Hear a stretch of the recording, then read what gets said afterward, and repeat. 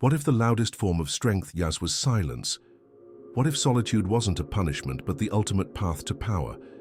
And what if the ancient Stoics discovered a kind of silence so profound, so transformative, that it could teach you how to rule not just the world, but yourself? This is not just a video about quiet. It's about a kind of silence that's alive, the kind that isn't absence, but essence. This is the silence that Marcus Aurelius used to govern his thoughts, the silence Seneca found in exile, the silence Epictetus embraced after being born into slavery, a silence that doesn't empty you, but fills you with something unshakable. We live in an age where silence is almost suspicious. We fill every moment with noise, with screens, with updates, with opinions.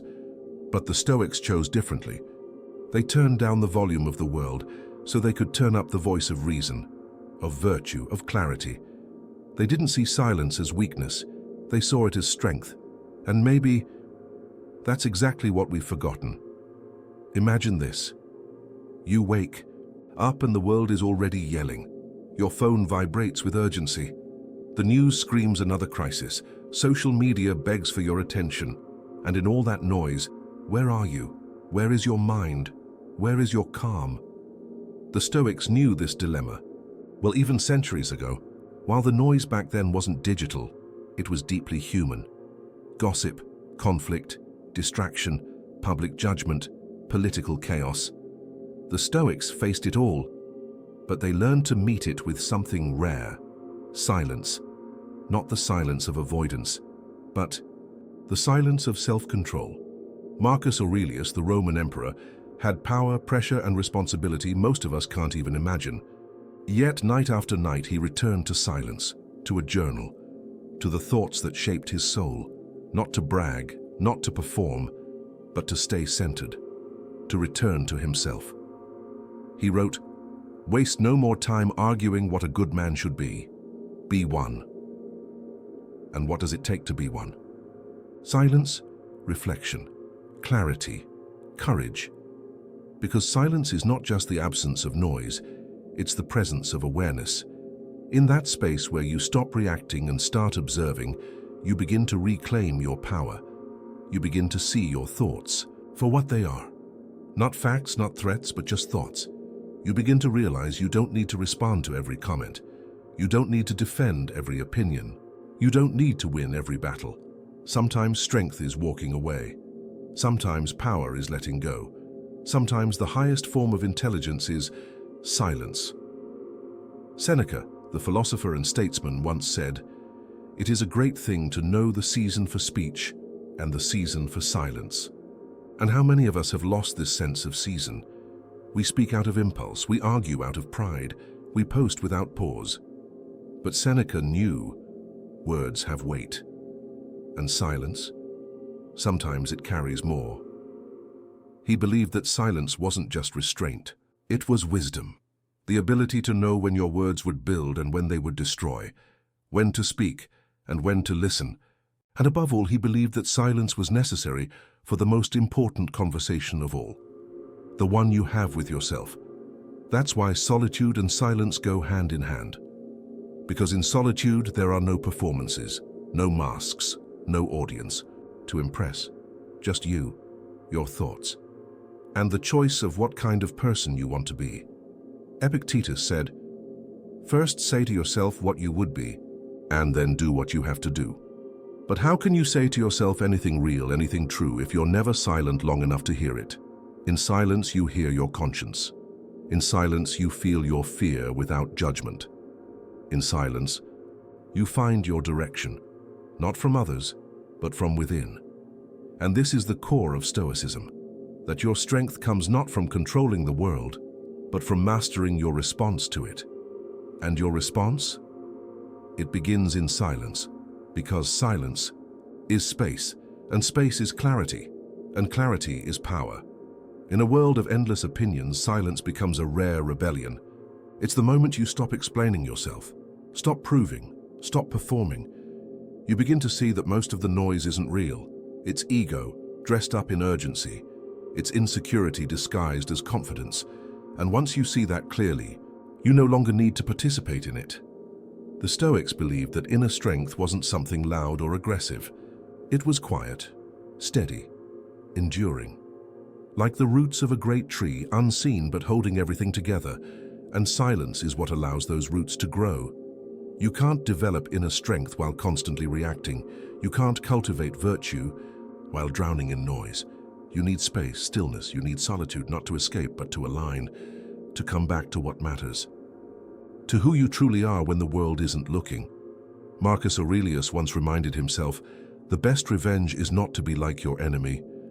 And how often do we forget that? How often does someone's anger become our own? Someone's fear become our reaction? Without silence, we become mirrors, reflecting chaos instead of absorbing it, breathing it in and transforming it into calm. But silence gives you the pause between stimulus and response. The pause where freedom lives, the pause that says, "I choose how I show up in this moment," and that pause is everything. Epictetus taught that no one can harm your soul unless you allow it.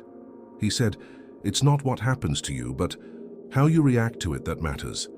This truth echoes through time, and yet it is so easily drowned by modern distraction, because reaction is fast, easy, addictive. But silence? Silence is deliberate. It takes practice. It takes patience. It takes courage to not react, to hold your fire, to listen not just to others, but to yourself. You begin to ask better questions. Why? Am I angry? What am I afraid of? Is this reaction coming from my values or from my ego? And slowly, your life begins to shift. Your relationships soften, your decisions become cleaner. Your sense of self deepens because you're no longer run by impulse. You are ruled by principle. That's the Stoic way. And it's not just for philosophers. It's for anyone brave enough to slow down, brave enough to sit still, brave enough to step back from the noise and hear something far more powerful than opinions. Truth. Real truth is quiet. It doesn't need to shout. It doesn't need to convince. It just is. And when you're silent long enough, it will reveal itself to you, not all at once, but in pieces, in small insights, in gentle corrections, in quiet conviction. Seneca once said, "As long as you live, keep learning how to live."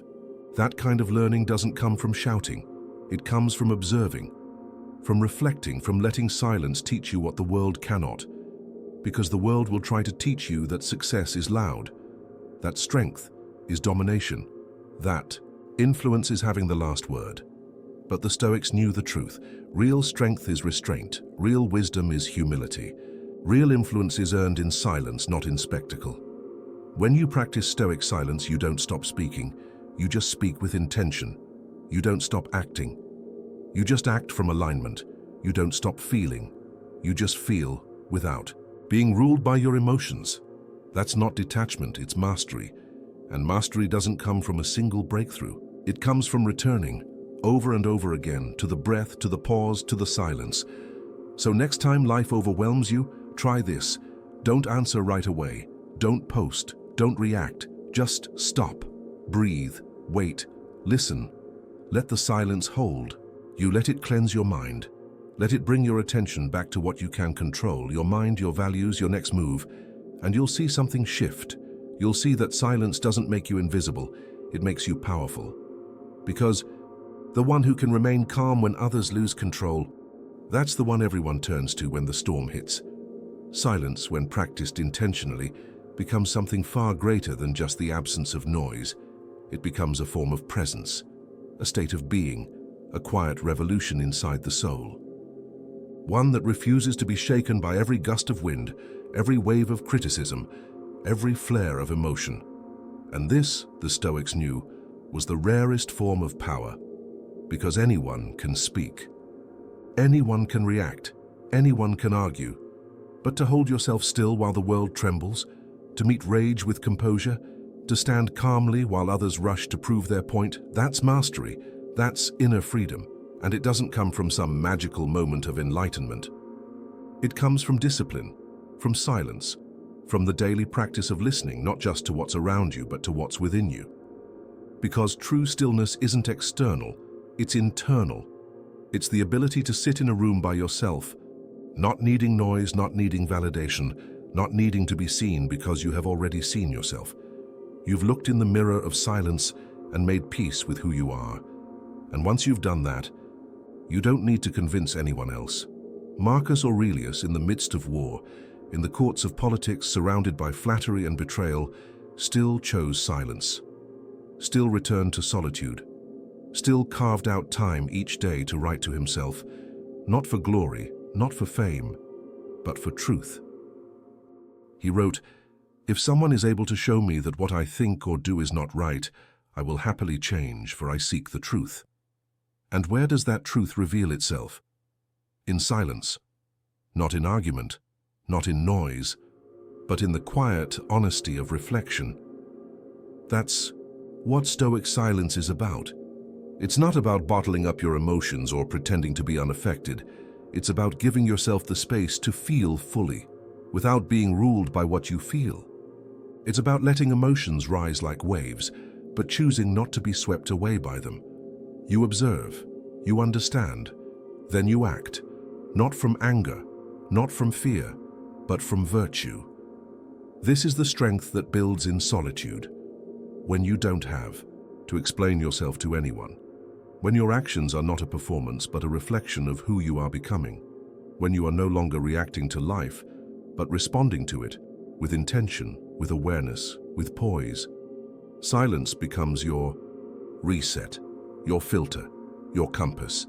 You begin to notice things others don't, the emotional tone of a conversation, the fear beneath someone's criticism, the insecurity inside their arrogance, and instead of reacting, you offer grace or clarity, or sometimes nothing at all. Because not every situation needs your energy. Not every conflict requires your presence. Not every invitation deserves your acceptance. That's what silence teaches you. Selectivity, the courage to walk away from noise, the wisdom to save your strength, the clarity to know when your peace is more important than being right. Seneca warned against the noise of the crowd.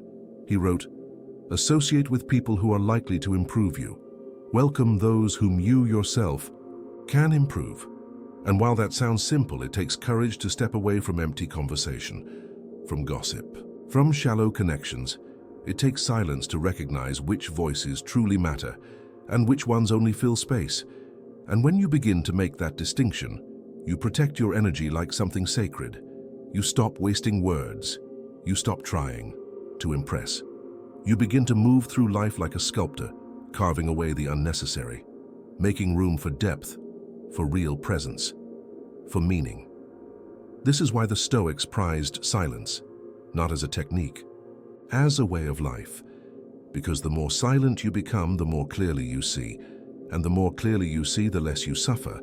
And the less you suffer, the more you can love. Not out of need, but from overflow. That's the ultimate strength in solitude. You stop reaching outward for validation because you've already returned inward for truth. You no longer fear being alone because your silence is no longer empty. It's full of wisdom, of breath, of stillness that holds you together when everything else falls apart. There's a strange shift that happens when you begin to value silence. It's subtle at first. You pause more, you rush less. You notice your breath, your posture, your thoughts. You become more mindful of your reactions, how quickly they rise, how long they linger, and whether they even belong to you. You start to see that many of your frustrations weren't born from events, but from how quickly you reacted to them, from how urgently you felt you needed to speak, defend, prove, control. But silence, it breaks that cycle. It interrupts the automatic. It pauses the spiral. It opens the door to wisdom. This is why the Stoics weren't just philosophers, they were practitioners. They didn't just talk about ideas, they lived them. And silence was one of their greatest disciplines. They used it not only as a retreat from the world, but as a training ground, a place to test their patience, their self-control, their clarity. Imagine Marcus Aurelius at the end of a long day, after battles, debates, decisions affecting thousands, sitting quietly, pen in hand, writing only for himself.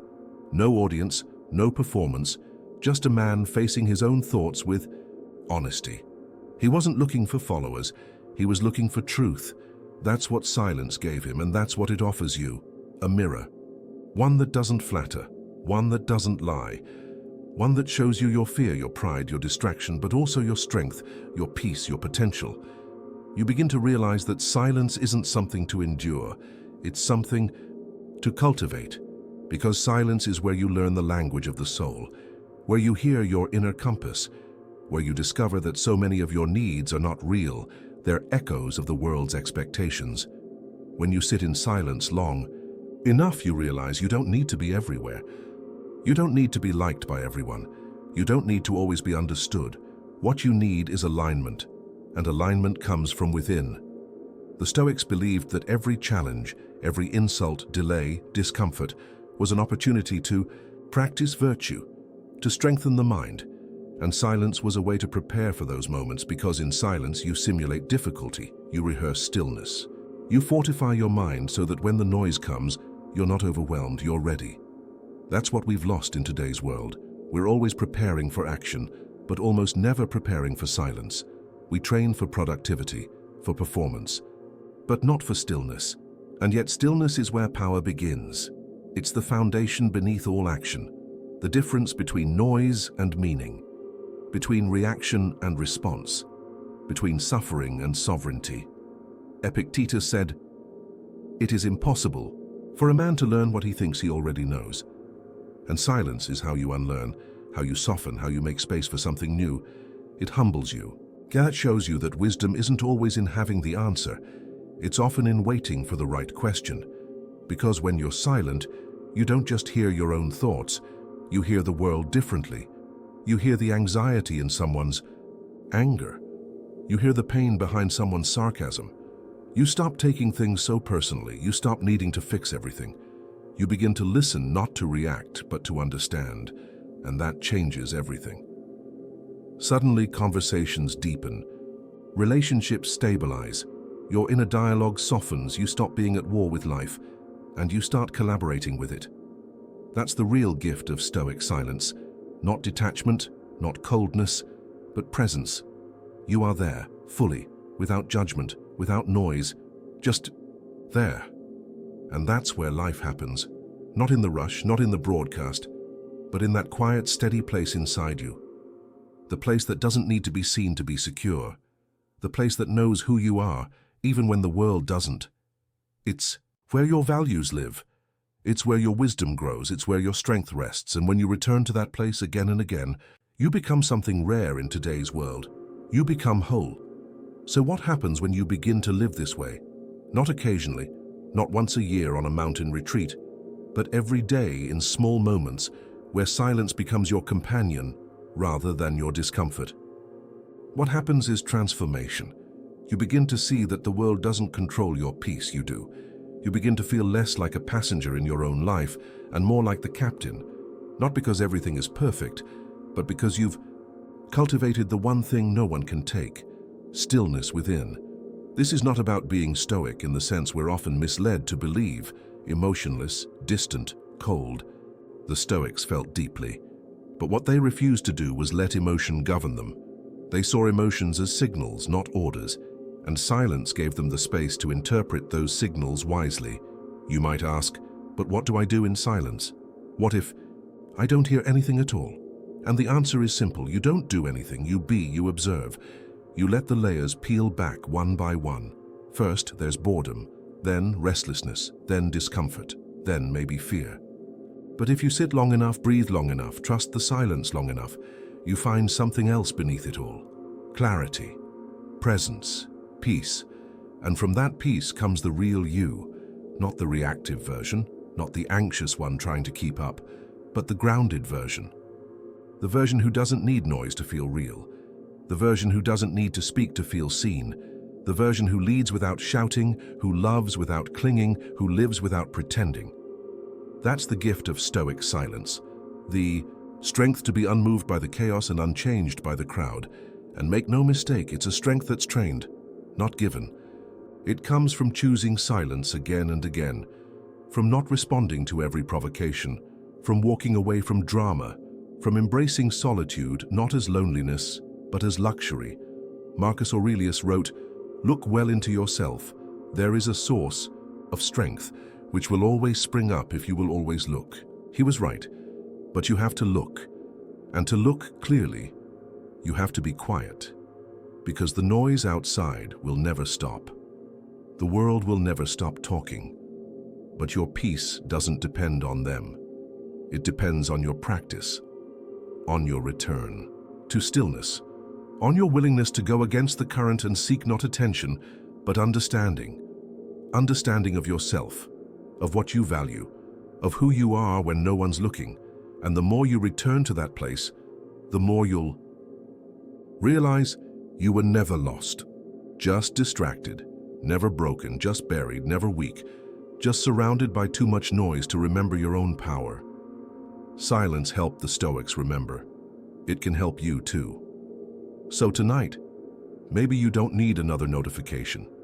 Maybe you don't need to respond to that message. Maybe you don't need to explain yourself. Maybe what you need is quiet, not to run away, but to return.